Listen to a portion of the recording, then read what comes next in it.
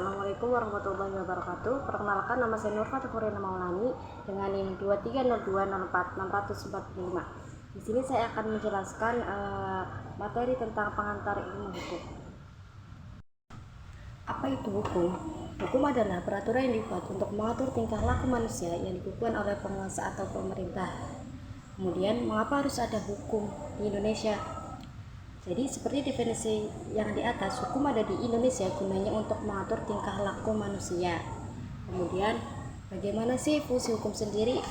Jadi untuk fungsi hukum sendiri yaitu yang pertama memberikan pergerakan terhadap apa yang berlaku di Indonesia.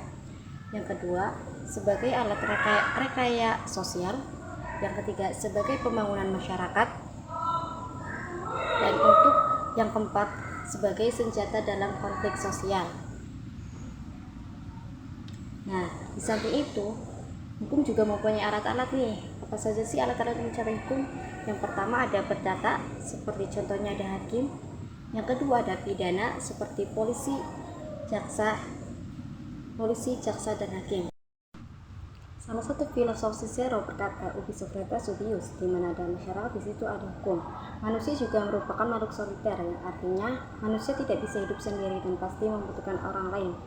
Manusia juga memiliki kebutuhan fisik dan non fisik. Dan fisik sendiri ada makan, minum, pakaian, dan tempat tinggal. Sedangkan kebutuhan non fisik yaitu kebutuhan untuk diterima dan dihargai.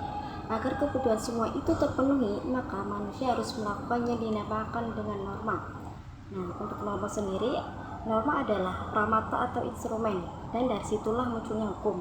Hukum diciptakan juga sebagai kebutuhan manusia. Untuk norma sendiri terbagi menjadi 4, yaitu ada norma agama, kesusilaan, kesopanan, dan norma hukum. Alasan kepada hukum yaitu untuk menjaga keseimbangan kepentingan masyarakat sehingga terciptanya ketertiban. Selanjutnya ada pembidangan hukum. Menurut hukumnya ada 3, yaitu ius constitutum atau hukum positif, hukum saat ini, contohnya undang-undang dan KUHP. Yang kedua ius constituendum, yang diharapkan akan berlaku di masa yang akan datang, ada di dalam nilai ideal yang belum terjadi. Kemudian ada hukum asasi atau hukum alam yang berlaku dimanapun, di segala waktu dan kapanpun. Contohnya janji yang harus ditepati dan barang-barang yang harus punya pemilik. Kemudian subjek hukum, setiap makhluk yang berwenang untuk memperoleh dan menggunakan hak serta kewajiban. Nah, subjek hukum sendiri terbagi menjadi 2. Ada manusia. Dalam pasal 1 KUHP, Perdata menyatakan bahwa menikmati hak kewarganegaraan tidak bergantung pada hak kenegaraan.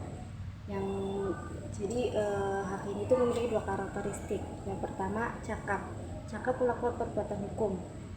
Cakap melakukan perbuatan hukum maksudnya di sini orang dewasa. Menurut hukum itu harus berusia 21 tahun. Sedangkan yang tidak cakap hukum melakukan hukum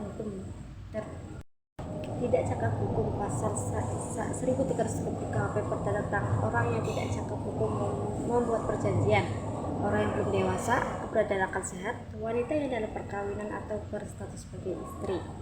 Yang kedua, badan hukum, subjek hukum yang dapat bertindak hukum seperti manusia dan sebagai pembawa hak dan tidak dapat melakukan hak sebagai manusia.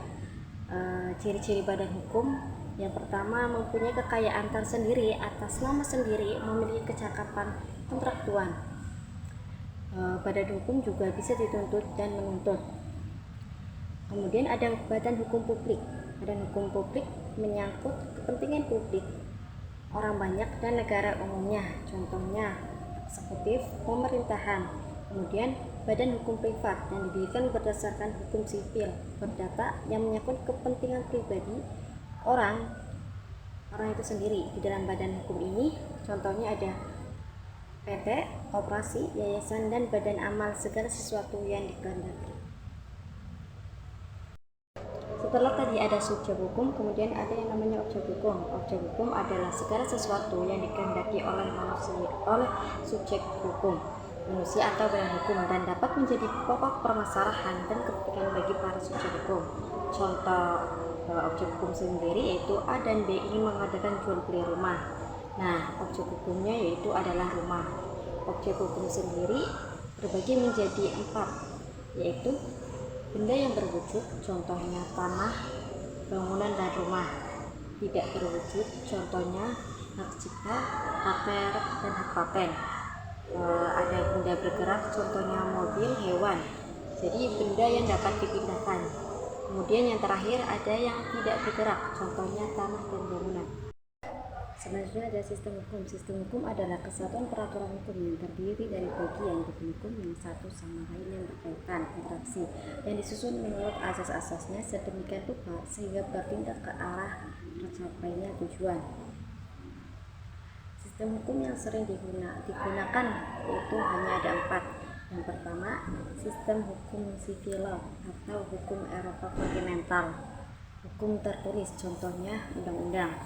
Kemudian sistem hukum Anglo-Saxon, yaitu hukum yang didasarkan pada jurisprudensi, yaitu keputusan hakim terdahulu, yang kemudian menjadi dasar putusan hakim-hakim selanjutnya. Kemudian yang ketiga, hukum adat, yang bersumber dari nilai dan norma yang ada di tengah masyarakat. Hukum adat memiliki sumber-sumber hukum seperti adat istiadat dan kebiasaan. Yang keempat, hukum Islam.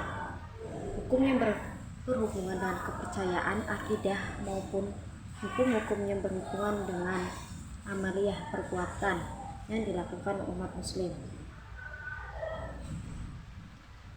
Untuk selanjutnya sumber hukum. Apa sih sumber hukum? Sumber hukum sendiri merupakan segala sesuatu yang menimbulkan peraturan yang sifatnya memaksa, dan jika ada yang melanggar akan ada sanksi yang nyata dan tegas. Menurut Al-Ghra sendiri, sumber hukum itu terbagi menjadi 2, sumber hukum material dan sumber hukum formil. Material artinya dari mana bahan yang kemudian menjadi hukum itu diambil, seperti situasi ekonomi, budaya, agama, dan lain sebagainya. Sedangkan formil artinya di mana kekuatan pengaturan muncul. Hal ini berkaitan dengan mengapa undang-undang bersifat formal. Contoh, hukum perjanjian antar negara, jurisprudensi, dan adat.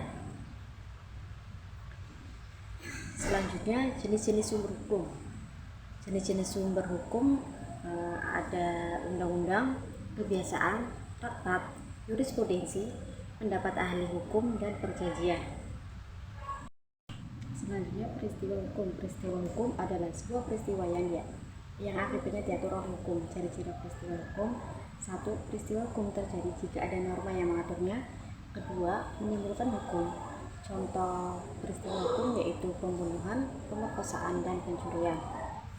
Jenis-jenis peristiwa hukum. 1.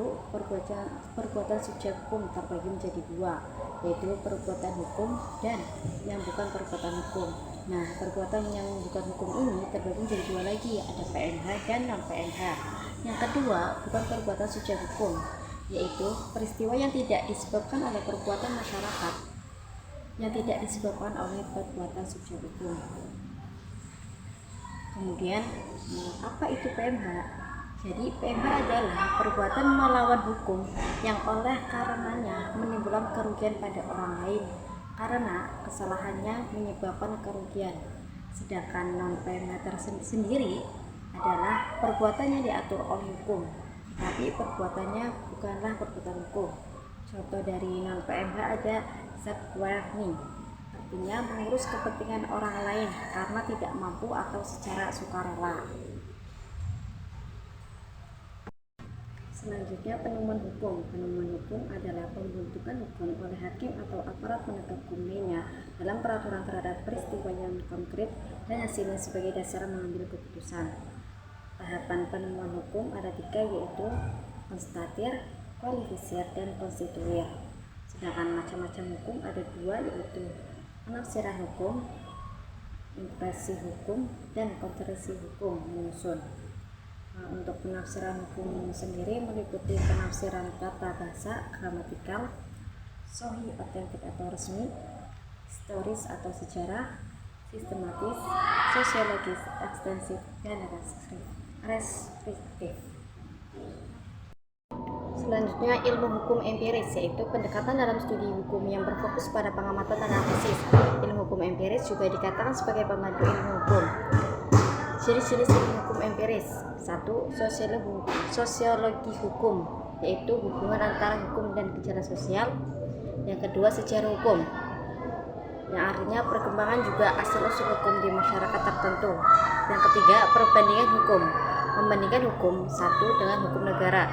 Yang keempat, antropologi hukum, ilmu tentang manusia yang berkaitan tentang kebudayaan terutama dalam aspek hukum.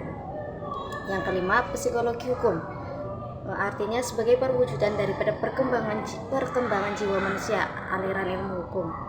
Perkembangan jiwa manusia. Selanjutnya ada aliran ilmu hukum. Aliran ilmu hukum adalah aliran yang membicarakan kembali pemikiran-pemikiran tentang hukum yang telah muncul sejak zaman kerajaan Yunani dan Romawi beberapa abad yang lalu. Selanjutnya ada budaya hukum. Apa itu budaya hukum? Budaya hukum adalah keseluruhan atau tanggapan dari warga masyarakat terhadap gejala-gejala umum. Tanggapan ini merupakan kesatuan pandangan terhadap nilai-nilai dan perilaku hukum. Apa sih bagaimana pengaruh budaya hukum terhadap penegakan hukum? Jadi pengaruh budaya hukum yaitu melakukan penegakan hukum melalui beberapa faktor sebagai berikut. Yaitu persepsi masyarakat, kualitas budaya hukum, pengaruh budaya hukum pada penegakan hukum, tindak pidana, kepatuhan hukum. Untuk selanjutnya ada unifikasi hukum. Unifikasi hukum adalah upaya memberlakukan suatu macam hukum tertentu kepada semua rakyat di negara tertentu. Kemudian ada pluralisme hukum. Pluralisme hukum adalah situasi di mana keberagaman perbedaan hukum yang ada di masyarakat. Pluralisme hukum juga dikatakan sebagai situasi hukum di mana terdapat dua atau lebih sistem hukum yang berada dalam suatu kehidupan sosial. Demikianlah penjelasan dari saya tentang materi pengantar ilmu hukum. Kurang lebihnya saya mohon maaf. Wabillahi taufiq wal hidayah. Wassalamualaikum warahmatullahi wabarakatuh.